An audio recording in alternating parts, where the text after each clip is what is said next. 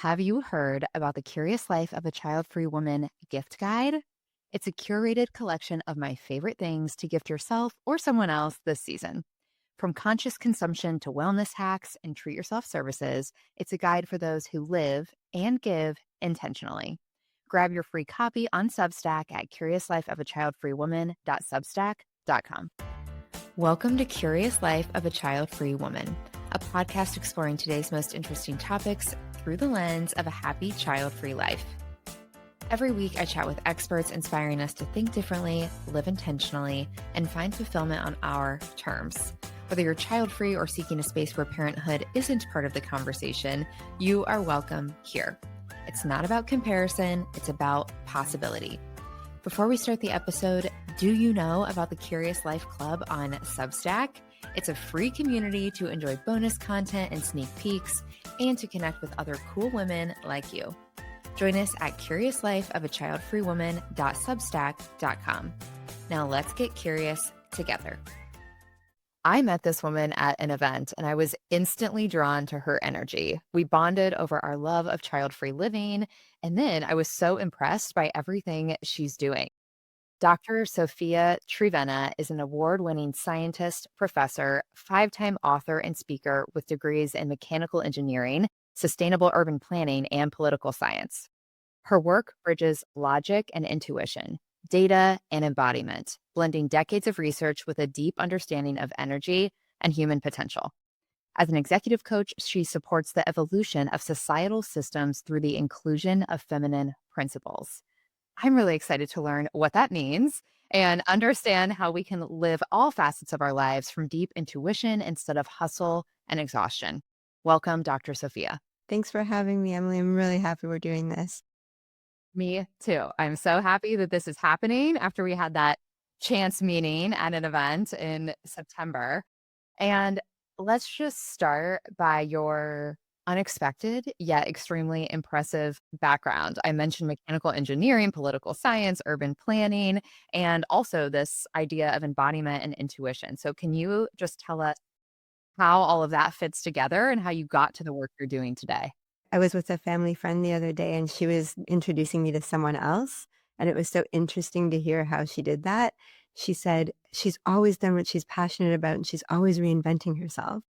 That's beautiful. I know. I was like, wow, I don't know what I look like from the outside, but that's true. It was really accurate. I've always done what I'm passionate about, and I cared about science and loved the idea of inventing the future, being almost an inventor, and mechanical engineering is where I ended up. And I really loved helping in humanity, so I wanted to create new things from the beginning. What I ended up doing, like everyone does with those dreams, is you end up working for a big corporation, pushing paper and watching quality numbers, and it was not what I thought it was gonna be, which I was dismayed about, e except for it was one of the biggest, best companies in the world at the end of the '90s. I was a woman in mechanical engineering, often in my classes, the only woman with 200 men, and so to have the chance to get that training was incredible, and then I was sent to set up a new computer manufacturing company in Mexico right after NAFTA. And I realized how it was being done was so exploitive to people on the planet. They only hired women because they were more docile. They had them work inhumane hours. Pollution was dumping into the rivers. It was everything that just made me cringe. And I talked and tried to do everything I could to change it. Nothing was going to change it at that time. And like a lot of us, I just came to my end. I was crying in bed, depression, anxiety, all the things, waking up in the middle of the night with the panic attacks, all of that, right? And I just begged the ethers, "Oh, please help me, please help me." And literally the next day I started to get signs and the intuition part came online because the answers were beyond what I could come up with on my own. And a bunch of signs came into me basically saying to quit and that a new path would open for me. And the scientist in me said, this is mathematically improbable to have 3 people mention this in one day to make this pivot in my life. And I had always been passionate about scientists that cared about what was beyond the known worldview, like the scientist that said the world is round when everyone said it was flat. That intuitive knowing felt like the world might be round and I want to go find out for myself. So I decided at the age close to 30 years old, and I'm 52 now. At that time, I basically was like, I'm going to follow this and see what happens. as a scientist. I'm going to follow every sign, dream, synchronicity. And this is back, we're just starting to get the internet. I didn't have books or research I could do on this. All I had was my scientific training and a desperate need for change and a burnt nervous system that was willing to do whatever it took to find another way. And that's how it began. And I did quit, and another path opened, and signs and dreams and knowings just kept increasing, increasing, increasing. And now at this place, 20 something years later, I've probably practiced intuition over 50,000 hours and what it can possibly do to inform small things and huge things. And eventually it led me to get a master's in sustainability, and it was focused on societal systems. And that was a new field then. People that were like, sustain a what? And I remember saying, I intuitively, you're going to know what this is in 5 years. But I was way early and built some of the first companies based on sustainability and became one of the first professors of it. And basically was one of the pioneers speaking about it, writing about it from 15, 20 years ago. And then when I got into the political science PhD, because I realized all the technical solutions existed, but it was the political will we needed to implement them. That's what really got me in that direction, going from hardcore science to the humanities. That's when I advocated that I do my PhD research on business because it was the most powerful political force in the world. Smart. I mean, I get it. That's right. Whether we like to think so or not, that's so true. Right? Everything just led to the next thing. I never was like, "Oh, here's my master plan with my 5-year execution." It was always like, "Oh, this piece now what makes me curious for the next piece, and this piece makes me curious for the next piece." The best of my students, I was hiring into my sustainability consulting firm, where we were doing all sorts of projects on the intersection of education, engineering, and sustainability, like getting university students to teach high school students to energy audit their schools, or teaching 75% of the National Guard how to waste and water audit their campuses, and achieving the energy independent mission, a program I came up with. So everything from little kids to major institutions were hiring me and the best of my students. And that's when I realized, oh, you can make a business as the foundation for change, as the vehicle for change, as the vehicle where purpose and meaning can actually influence and change the world. And that's when I pivoted to business and decided to focus my PhD on it as well. And I ended up reading a few hundred sources and interviewing really conscious CEOs around the world. And who's using business as a force of good? And are they doing anything that we can replicate? Can we learn from these visionary leaders? The research really boiled down to that there's 7 core principles that all of them were doing.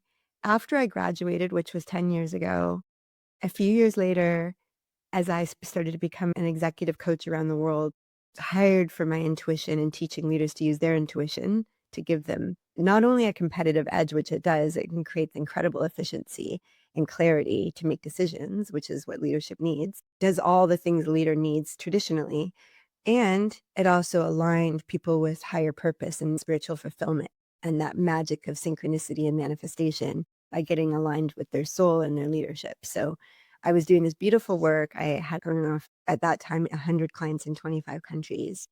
And I started to realize these 7 qualities, these principles I had unearthed were being operationalized by these leaders, and they're all feminine ways, the lost feminine in the ethos of business.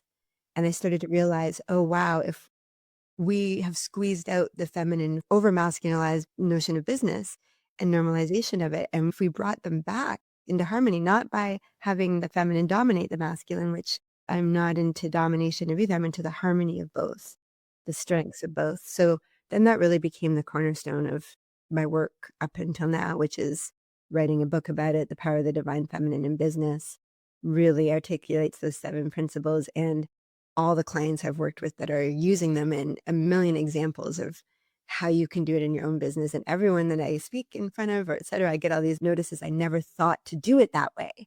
And it's just really fun sharing inspiration of possibilities. The main things people complain about is I have to be a different person at work than I am at home. One of the principles is integrating who you are into one wholeness it expresses at work, and how beneficial that is to the bottom line. And all of these translate to benefit to the bottom line. So most of my clients 3 to 10x their revenue, even though they don't come to me for that. They come to me for alignment and fulfillment and expansion into the potential of themselves as a leader in their business. They're ready to optimize and be all they came here to be and do everything they can with all the hard work they've done to build their business. So that's what they come for. And they walk away with such alignment that it can't help but translate into higher revenue. So even though that's not what we set up for, that's what they get. Because when alignment brings that galvanization, a magnet to the best talent, to the retention of that talent, the best clients, the best consumers of whatever you're offering, who then become more like family. And that really translates directly into that measurable success. So being a scientist and a professor, et cetera, and someone that studied economics and business, I really love the numbers. I love the spreadsheets. I love the hardcore results. And then being someone who's really focused on intuition and what we can know from the field of reality beyond what the mind can grasp and how that can take us into business models and partnerships and synchronicities that catapult us in ways well planned journey of the mind could never take us to. Merging those two worlds for decades has really created the most fulfilling work I could imagine and helping others do the same. I think your approach to this is so fresh because of that combination of the scientific background and also the way you tap into these things. And the words we're talking about here: intuition, alignment, fulfillment, expansion. You even mentioned manifesting. These are things we hear. I think we're all on a sliding scale of how much we really understand this and how much we know how to listen to these things or tap into these things. But we often equate them with the world of being woo or out there, and it's getting more mainstream, but I think there's an extra layer of almost credibility or open-mindedness when it's like, no, we have the scientific background. There is scientific proof and evidence that embracing some of these practices does lead to tangible results like revenue or so many other things. So, feminine principles, what is that? Like you mentioned the harmony of the feminine and the masculine. I'm not even sure I understand what is in each camp. Oh, I love this. I go back to Taoism. If you've ever seen the yin yang symbol, I think everyone's familiar with that. And I'm also a physicist. My first language is physics. So every single thing that exists in the material or energetic world has positive and negative, and they're always in some flow or flux. Every single thing we experience from our nervous system to the electricity is all this dance of polarity. So to me, everything has an essence of two sides that are in a dance together. And when it comes to masculine and feminine energy, we just go back to ancient principles that are basically everything that's masculine is form and everything that's feminine is flow. An electrical circuit has a wire, but it also has electrons flowing across it. So every single thing needs something that's firm and stationary and something that's moving to make it function. So the masculine in life and business would be support, solidness, presence, like planning, anything that's measurable, firm, hard qualities. And then the feminine would be the process, the expression, the dance of the movement, the flow and sequences of things, the emergence. So you could almost say the comparison would be if in my business, if I have planning and I only have planning with no space for emergence whatsoever, then it squeezes out the feminine. And if I have no planning and I'm just going to wing it every single day, then you have the feminine, but you squeeze out the masculine. So you want to have structure and emergence. For example, we have a CEO meeting for my company every morning on Monday, but we have nothing until Thursday so that we have lots of time to work with the flow of what we came up with that needs to happen in the week. And then Thursday, we come back together and go, what emerged from the field, from our dreams, from intuition, from conversations we synchronistically had that tell us the next step and what we needed to know. So Monday, we sort of use the mind to frame what questions and what we need and what's going to move us along our revenue and sales, hardcore things, all the masculine things. And then we let the dance of the feminine flow inform it and then come back together on Thursday and say, okay, now how are we going to take what we learned and turn it into a plan? So we use science and spirituality, the mind and intuition. It is a really beautiful dance. So I make sure both are online. And when I talk about my company, my best friend and I formed a company based on these principles. Her name's Anya. We've been best friends for 26 years, and our company's called Sophia. The merger of our names and the best of us. So cool. It's so cool. So it's so fun to have these principles. A lot of these principles I was playing with, and they were emerging in my previous companies. And now they're so intact. The book is written. The principles have been used with hundreds of clients, and now her and I get to use it as the foundation for our company, which is bringing nerve tonic and sleep tonic to the world to help regulate the nervous system and for conscious leaders. We really develop the products so that the operating system can not just only use the mind, but actually use the body knowing, the intuitive knowing. I want to go back to the sleep tonic because I've heard you speak on that. The world needs this desperately. So I want to go back to that. But first, how do we get into the state of flow and make space for emergence? Because even what you just said there with your team schedule, and I think we can talk about this related to business, but also just how we spend our time in and outside of work. I feel like there are a lot of resources, there's a lot of guidance on the masculine side, like how to craft a strategy, how to build a structure, how to build your schedule. We have plenty of information on that side. There's a lot less information on what do you do in those flow days. If we have a meeting on Monday and a meeting on Thursday, what do I do in between so that things are happening, but it's not forced? Yeah, I love this. I would say sacred rituals.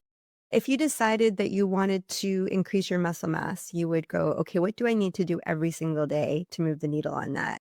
I have to exercise, I have to eat a certain way. There's a whole bunch of things you would do, right? So if you wanted to say, I want to bring my intuition into my leadership and I want to work with the field of manifestation and signs and synchronicities to get information that can help me either envision something beyond what my mind could come up with or make it important decisions, then you have to make daily practices that open you up to that, right? So I wrote a small book called Living from Inner Clarity that are the 7 rituals that I believe, and from all my work with myself and with others, if you did these 7 things yourself, and this number 7 keeps coming up, you would have the clarity to be able to access this. And they build on each other. Really, the first is about clearing your energy and to realize you absorb a lot of other people's energy. And from my own research and working with a lot of people, I've learned that when we absorb other people's energy, we don't think it's other people's energy. We think it's ours and our own thoughts. So, for example, if one of your teammates is really, really jealous of you and thinks that you should not be getting as much attention as you're getting, let's just say something like this. You don't think, oh, I should stay away from that teammate. You start to think, maybe I'm saying and speaking too much. Maybe I should tone it down. Maybe I should step back from that presentation they asked me about. And you think it's your idea.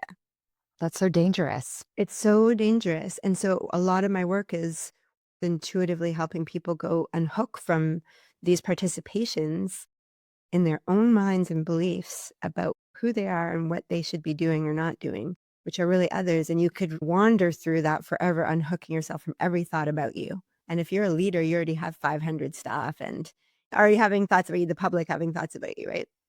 And the first ritual is how to clear yourself of that, is to literally just say this really, really intentional. And there's a whole buildup around it, so I won't get into that. But there's this buildup of really believing that you have command over your own energy.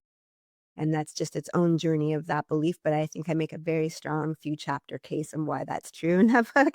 Once you really believe I can command my own energy and I can clear myself of other people's, then you do so.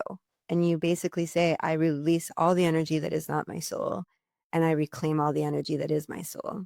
And when you really believe it and you say that really, really clearly, you will feel an instant shift. And I did it all day, every day for about 5 years, about 15 years ago. And now I live in that state and I can tell when someone else's thoughts are coming in because I'm like, that's not what I think about myself. And I'll clear it and it's gone. As soon as I'm just sitting there and going like, maybe I shouldn't publish this 5th book. Who needs a 5th book? And I'm like, wait a minute. I don't think like that.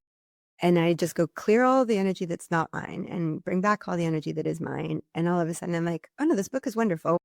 Right. Yeah. So helping people do that is the very first step of that book and on my work with my clients. And when I'm sitting in front of them, I can use my intuition to go, you're 80% clear, you're 90% clear, you're 100% clear. Do you feel how that feels differently than when we first sat down together? And then once they feel it, they go, okay, I'm going to start doing that every day and make sure I get back to that feeling. And so that's the very first one, is to get clear. And then you start to work with the field, which is nature. Nature is expressing, she is making sure that every animal is fed and every leaf that drops is the nourishment for the next plant. So nature left without the cognition factor is a perfect symbiotic system that creates the beauty and mastery and perfection where every piece thrives, right? So if we can get our minds out of the way, we can actually work with her energies. And when an animal desires water, Something in nature brings them to the water. When we desire what's really on our soul path, because we've cleared the energy and we know this is what I want to go for, and it's actually aligned with my soul, and it's not just what society taught me or because my friend is making that kind of money, or I thought by this age I'd have a baby. All of those things that are contrived goals, they don't have a lot of nature behind them. Nature's life force, the divine feminine, sacred energy, ways of manifestation. I really am not a big fan of the word manifestation, mostly because people make up goals for it and try to use the force of nature to create things that were never meant to be created. And it comes with all sorts of distortions and backlash, and be careful what you wish for energy. But when you can get really clear and have your energy clear to know this is my desire, it's my true, authentic, soul aligned desire, nature comes in and helps you. So with the sleep tonic, for example, and Anya and I, we're like, what form does this come in? Do we make gummies? Do we make supplements? How do we actually deliver this in a product? We know the cocktail of supplements work together to put you to sleep, keep you to sleep, and have you wake up refreshed. We figured out what we want to deliver. How do we deliver it? We leave it alone. We let it go. We come back together a few days later. She's like, everyone I've talked to, every house I'm at, someone's opening a little tub of powder and putting it in a drink and stirring it, whether it's for magnesium or Collagen. collagen, right? Biotin. And I said, well, funny enough that you say that. I keep hearing the word tonic everywhere. People are like, oh, I just wish there was a tonic or a balm. And I'm like, oh, I like those words, those apothecary words. There's something fun about it. And then we're like, why don't we put it in a powder form and call it nerve tonic and sleep tonic? And we're like, yes.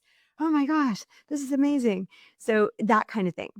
So at the point where our minds decide we need to have a delivery system for these supplements, we could go and do a month's worth of research and do focus groups, and we could use chat to tell us every form, every sleep thing comes into. We could do all the mind ways, or we can literally let it go and come back in a few days. And if we've gotten each 2 or 3 signs, that's nature speaking. That's the divine life force saying, this project has life, these offerings have life, and because you've aligned your will with bringing them, then we're going to bring you what you need to do. I mean, when we first were starting to make this company and we were getting signs to do so, I've been developing these products with intuition for 10 years, working with them with lots of clients, measuring the results of their brains and their nervous systems and their success and their peace. So I had total confidence in these products. I never expected to bring them to market, ever. I just didn't want, I'd already done manufacturing and tech that I got out of when I was an engineer. I didn't want to go back to manufacturing. I didn't want to ever think about quality and throughput and all the things I had to. But then all of a sudden, Anya's with me and she's like, do you notice you're getting lots of signs about people wanting these products beyond your clients? Do you notice that a business wants to form around this? And I've known her for 26 years. She's really intuitive and smart on business. She's guided me through the sale of my company, many things. She's genius, actually. And when she said it, I had to pay attention. And all of a sudden, more signs came. And then really profound things like my grandpa and I would meet every day on video for 10 years to play Scrabble and catch up. Is the sweetest thing. He was 96 and I could tell him one joke or tell him one small story, but that was his bandwidth for attention besides our game. And then one day I tell him, Grandpa, I just made a slide deck. And he's like, what's that? And I said, I'm going to raise $1 million and create this company. So I just finished it. I don't know if I'm going to actually do it, but I finished the slide deck. And he's like, well, let me see it. And I show him one slide. He's like, let me see the next one. I show him another one. And the 52 slides, he watches every single one of them. Longest thing I've ever seen him pay attention to. And he's like, you're going to do this. It's going to change the world. And I was like, thanks, Grandpa. And then I said, well, I guess I better get going. I kept you a long time. And he says, yeah, I got to let you go to make your business. And he died. His last words to me, I have to let you go so you can build your business. Oh my gosh. Oh, I could cry. I did, and I do still. And in the time that I met him every day at 10 a.m. for 10 years, I started to work on the company at 10 a.m. Oh, that's so beautiful. It's so beautiful. And Anya joined me, just not even knowing how that she was even going to be involved in it. She's like, I'll just meet with you. She did that with me. So the beauty of it, right?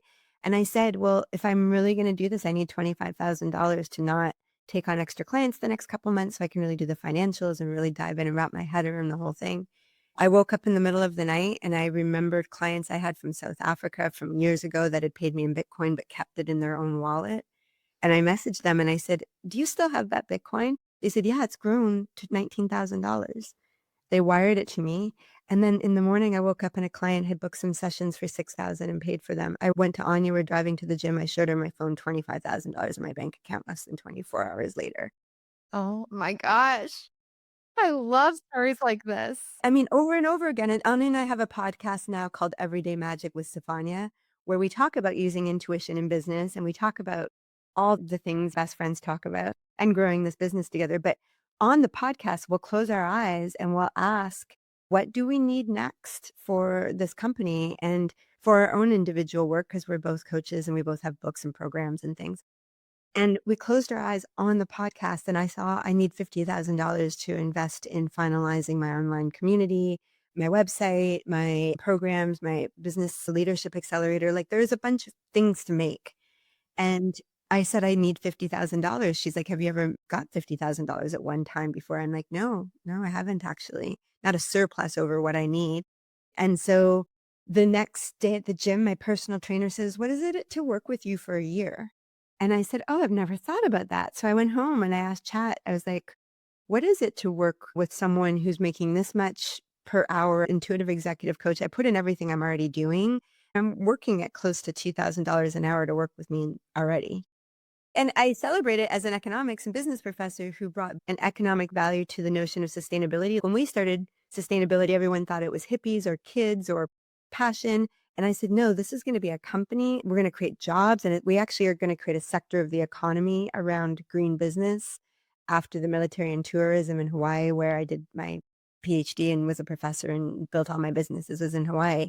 And we did carve a third leg of the economy around this. We created economic value and purpose where people could devote their lives to and not just tack it around other jobs. I feel like me making this money as an intuitive that guides business and life and leadership is putting economic value to what people would say is woo.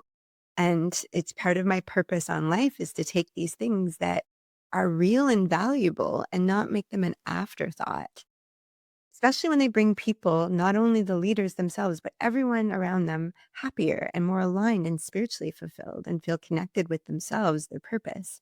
All of this to say is that I have clients that are paying $15,000, $25,000 to work with me for a few sessions, but get a lifetime of alignment that then catapult them and the investment comes back a thousandfold. It should have that economic value. And I always set the intention that I'm paid what my value is. I never had arbitrary numbers. I just said, I'm paid for the value I bring into the world. And I was like, oh, surprisingly, the value is almost $2,000 an hour. But I can't deny it is. They walk away from in terms of the results. It is. And I'm all by referral. I don't convince anyone of this. People watch their friends that are leaders that they've known for decades all of a sudden transform their lives and their marriages and their lose weight and get healthy and triple their income. They're like, what are you doing? And they're like, I'm getting aligned with this work. So I get referrals only. All this to say there's value to what I do. And I want that for everyone that has intuition, everyone that has clairvoyance and clairaudience and dreams that have meaning and intuition that actually gives them real information. I'd love them to learn to hone that and turn it into their job. So I love proving this, but I never expected to do more with it until he says, what is it to work with you for a year? So I go and basically I ask intuitively, give me the highest answer through ChatGPT. Instead of it coming through someone that I talk to or some sign because something crosses my Instagram, literally have chat tell me the answer. I basically get this model for a $300,000 year-long container. And I go back to clients I currently have, and the first ones I ask say yes to it. And the first deposit is $58,000.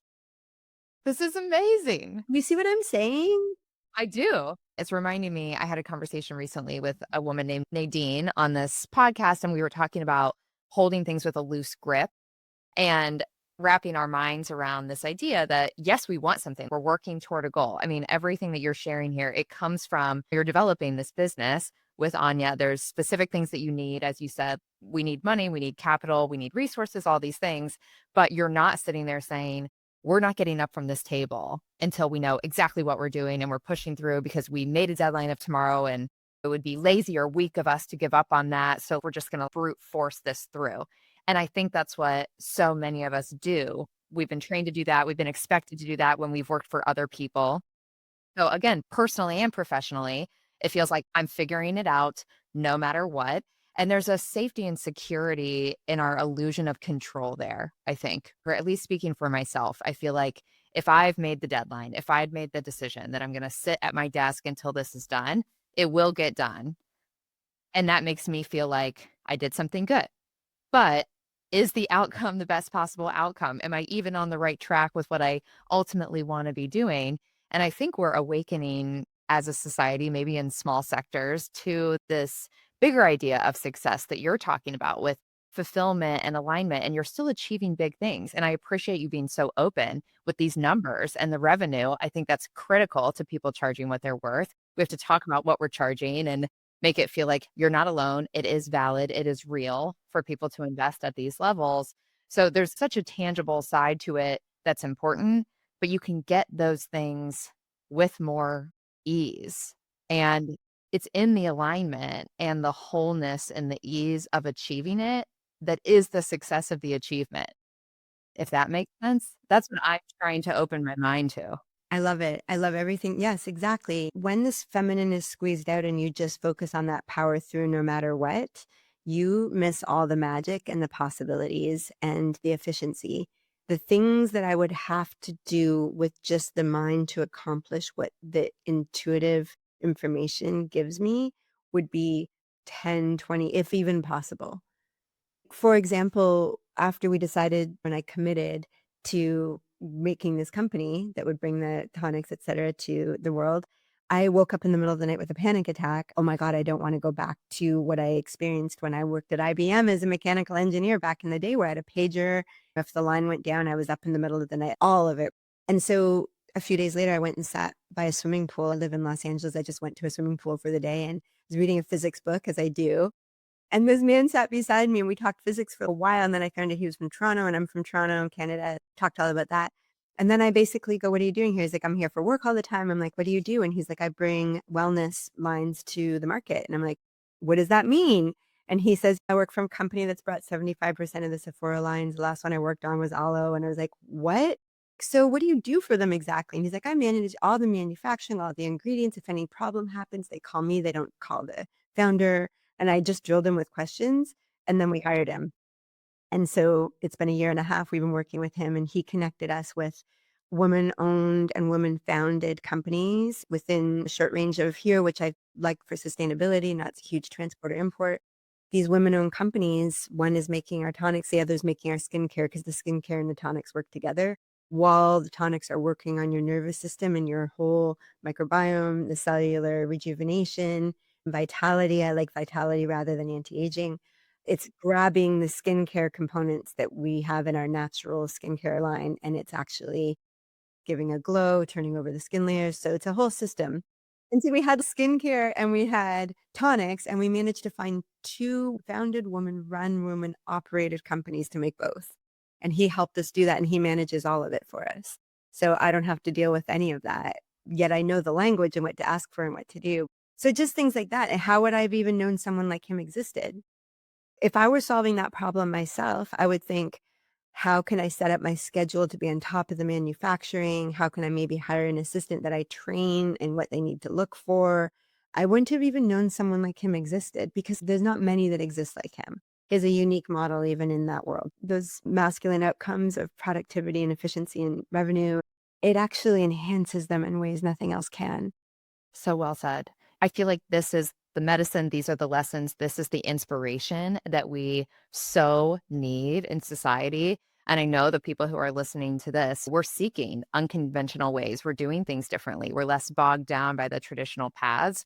We want our minds to be opened. Curiosity is the whole thing. And I just want to reiterate again, it's so powerful to me how you take these things into your own hands, and by that, I mean just leading with what you need to do in the moment, trusting that what you need will be revealed. You went to the pool. That's how you met this guy. You could have been like, I can't go to the pool. I have so much work to do. But that was actually the key that unlocked what you needed most for the bottom line and progression of the business and all of that. Again, I appreciate the clear examples where I feel like, okay, there is proof this is possible. And also what you said, it's not just, are we going to make more money? This is unlocking things that we wouldn't be able to access just doing it the old school hustle culture masculine way. Absolutely. And I feel like a lot of people are struggling with nervous system issues because of the way society is set up. And when your nervous system is hijacked by doing and performing and productivity, there is no space for that intuitive knowing, that body knowing, etc. So it's really about having the rituals of these intentional clearings, intentionally using the mind to come up with what really wants to be solved by the field. So that's why the books that I have all teach you all the tools, and then the supplements give you all the hardware support. It's almost like the books and the tools and the techniques are the software, and the supplements help support the hardware to actualize that. Okay, that's really clear as well. And I'll make sure all of the books are linked in the show notes. Everything's on my website, one place. Just my website has all 5 books, all my programs, my intuition development course. I actually created a whole world that you can just go through a tight, beautiful, expansive journey that helps you and gives you everything you need. Well, I am ready to step in because I'm actively seeking rituals. I'm actively seeking this type of expansion in my day. So I will be digging into all of it and linking it. Are the products available, the tonics and the skincare? They're coming out in early 2026, but we have a waiting list for them, and you can get on the waiting list. We have our website, sophoniabeauty.com, and everyone that's just putting their email down, they'll be the first ones to know. It's a really beautiful system. The tagline is "Sacred Ritual Meets Modern Self-Care." So each one of the products comes with a QR code with the sacred ritual that activates it on the energetic level, guided meditations, things to look in the mirror and say to yourself, ways to clear your energy. So we actually married the software part and the hardware part together with a QR code in each product. So you don't have to think about it. All of our target, who we're really here to help, are the high performers that also have sensitive intuitive nervous systems. And that's because that's who we are. We've always been CEOs, and we've always been doing life big and putting ourselves to our full potential as much as possible. Yet we also get up at 5 a.m. Not that everyone needs to do this, but we both done yoga for 25 years. We both have a daily meditation practice. The biggest thing in our surveys with women, where the number one problem is burnout, knowing they need sacred rituals. 100% of these high performing CEO women, when we asked them, "Are you in a spiritual journey?" they said yes.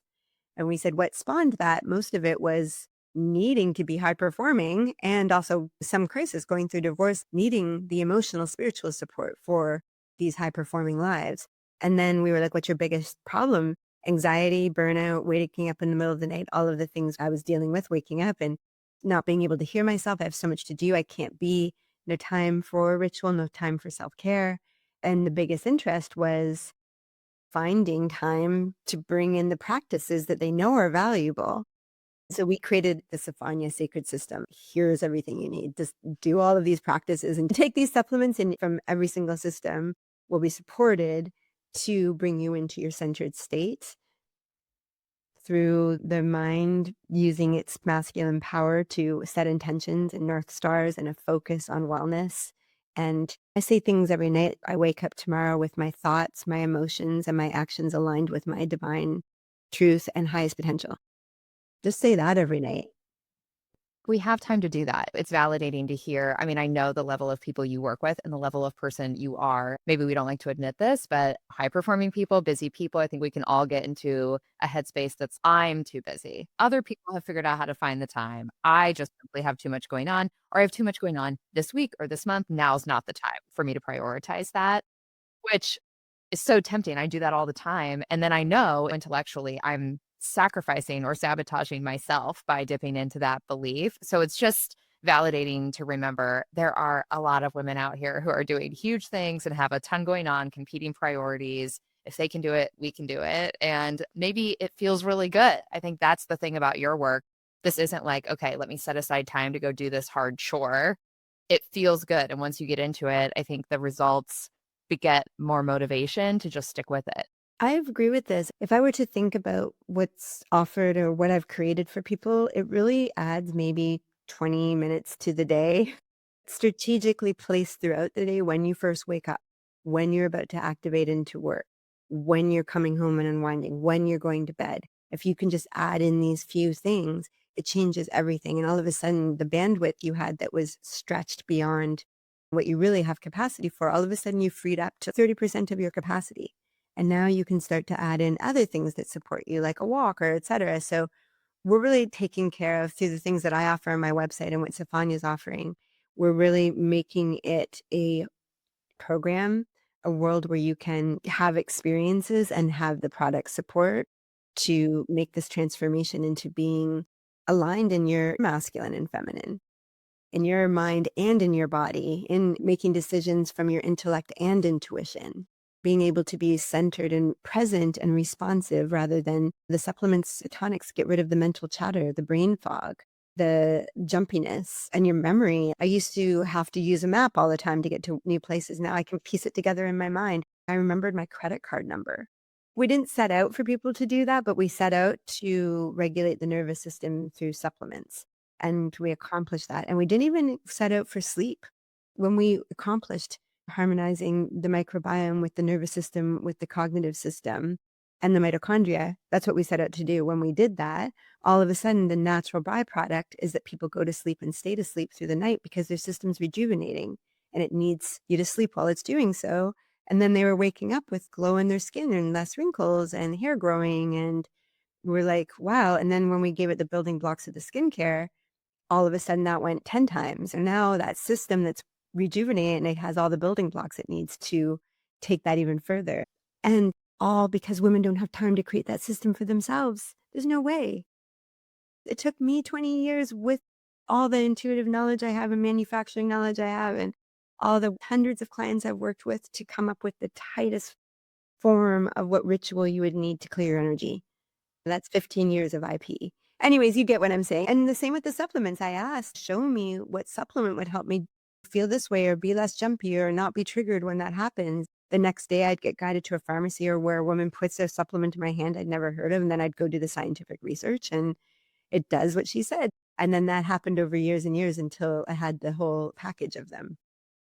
Anyways, we wanted to do this for women so that they didn't have to reinvent the wheel and that they could follow this system and get all the results that they're looking for without having to find more time in their life. We just don't have it, and it's okay. I'm grateful because I don't want to go build my own system. In this season of life, I'll just be honest about that. I want to make it my own, but I want to start with somebody who can just lay it out for me and has the data, the evidence, as you said, 20 years has gone into this. So I'm grateful that I can step into it. It's a system, but it feels like a lifestyle. And I want to connect that. I just feel like we have to talk about being child free because you and I bonded over this at this event. And of course, we both are in this room. The event had nothing to do with being child free. It was a business event for really top tier women entrepreneurs, leaders in business who have multiple companies, all of these things.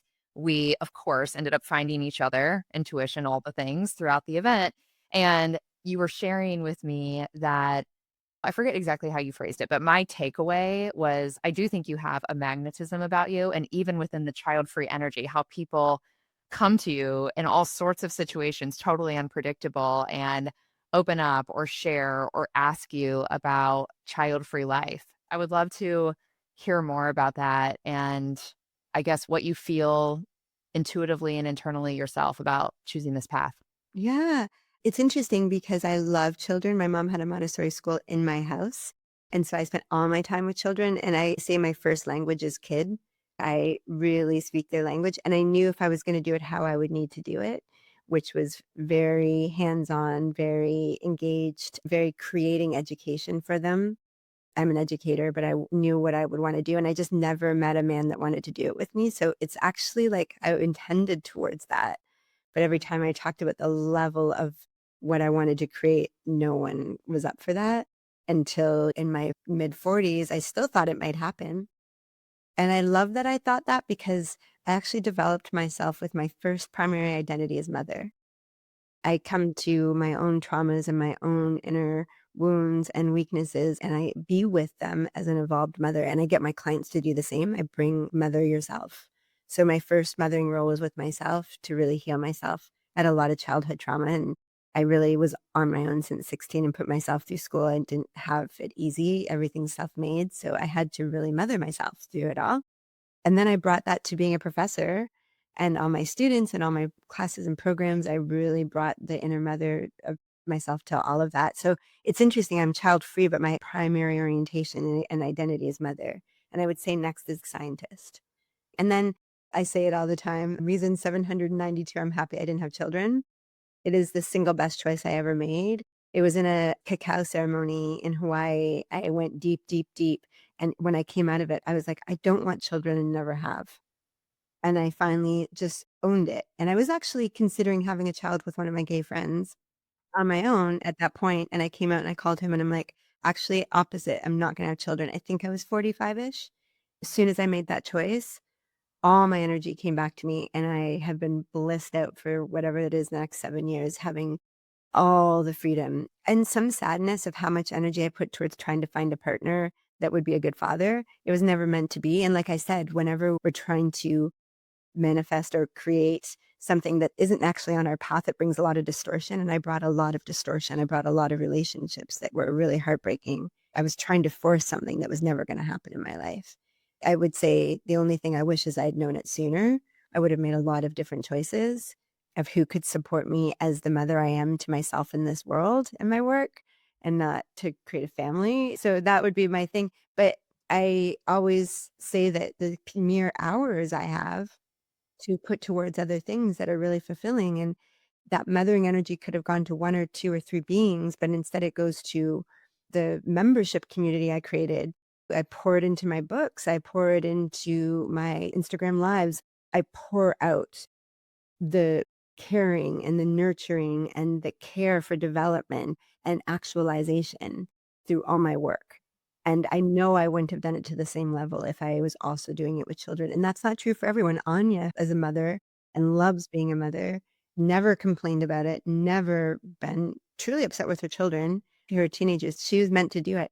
And she's a powerhouse in business and life. Other women, they do blend it all.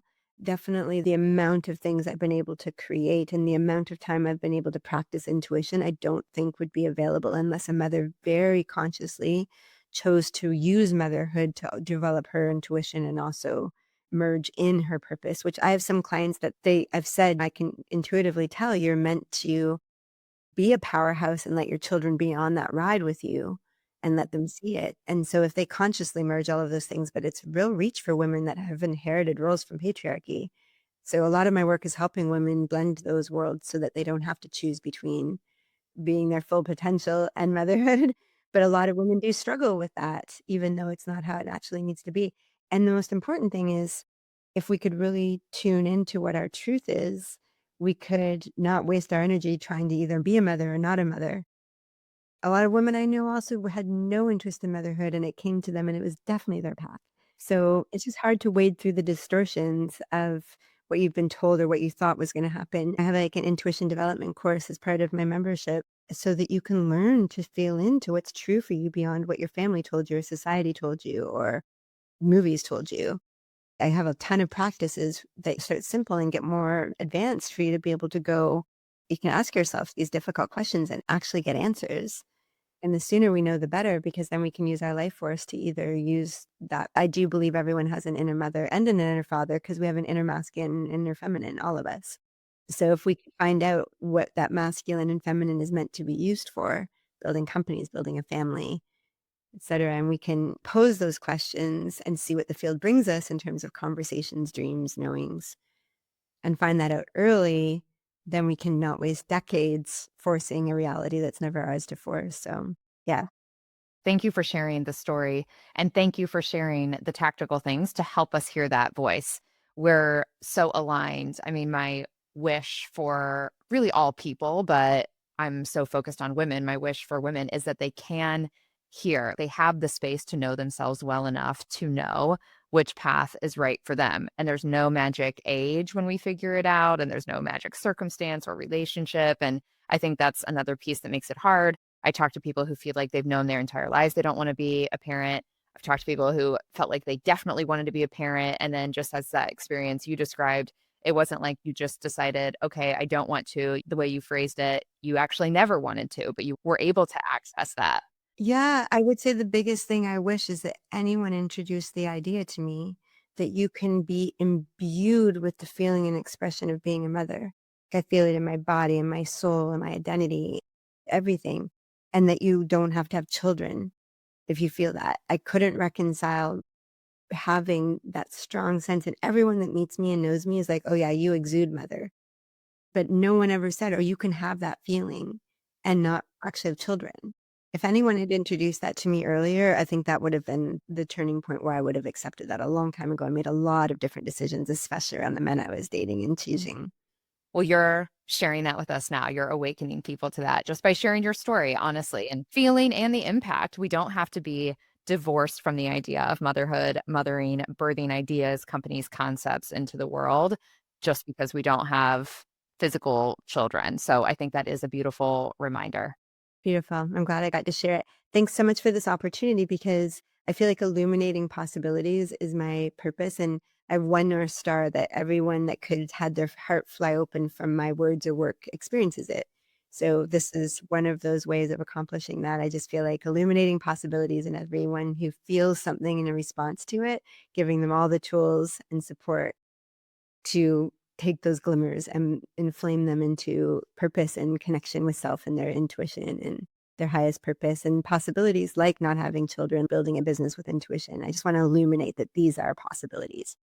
Thank you for doing that here today. Thank you for coming. I could talk to you forever. So I feel like this is the first of more collaboration, but no, I really appreciate you illuminating possibilities, paths, and also making them feel possible, interesting, exciting, because I feel like this is the way of operating in the future. And I'm thrilled to have you in my world so I can be an early adopter of those tendencies. Thanks so much, Emily. This has been great.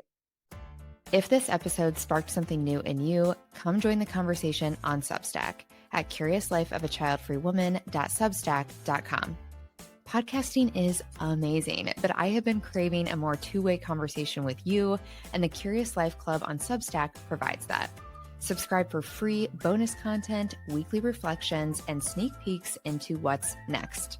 Of course, don't forget to follow on Instagram, Curious Life of a Child-Free Woman, for more stories, guest highlights, and moments that remind us why curiosity is so important. Until next time, let's stay curious together.